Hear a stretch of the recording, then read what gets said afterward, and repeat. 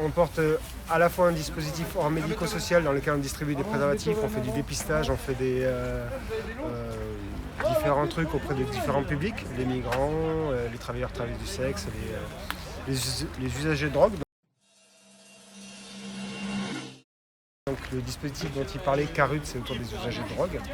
On fait également donc, du matériel de réduction des risques pour les usagers de drogue, mais pas que, donc du matériel en réduction des risques en santé sexuelle, réduction des risques de manière globale. On propose du dépistage et on fait tout ce qui est... on distribue aussi directement seringues, matériel pour tout usage de drogue, on distribue un dispositif anti-overdose. D'accord. Qui permet d'éviter de mourir d'une overdose en fait, attendant les urgences en fait. Finalement on touche autant les usagers de drogue que les non-usagers de drogue, donc c'est vraiment en fonction des... Ici on touche essentiellement, notre idée c'est de toucher les publics précaires. Sinon on propose ici là, juste là. Juste ici on a un espace d'entretien et où on va faire un dépistage un petit peu comme le diabète en fait, c'est en piquant le bout du doigt.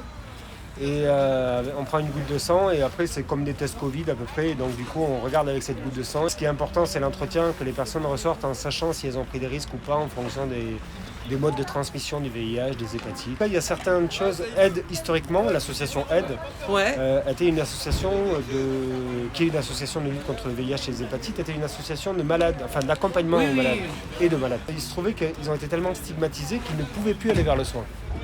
Donc en fait la bataille ça a été comment on fait en sorte que le soin aille vers eux.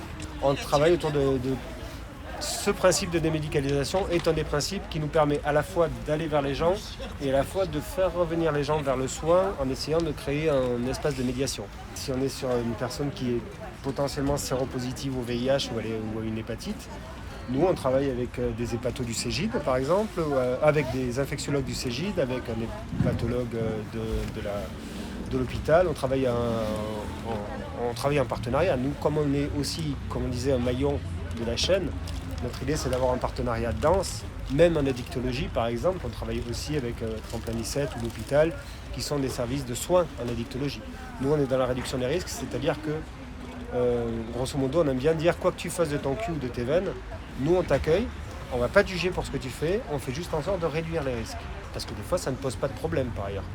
C'est quand ça pose problème à la personne, dans ce cas, on va orienter vers les gens qui sont spécialisés dans le soin. On reste quand même prioritairement financé pour les gens les plus touchés par le VIH et les hépatites. Donc je parlais des travailleurs du sexe.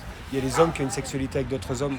On ne parle pas d'homosexuels, c'est vraiment une question de pratique. Ça peut être des hétéros qui ont une pratique avec d'autres hommes.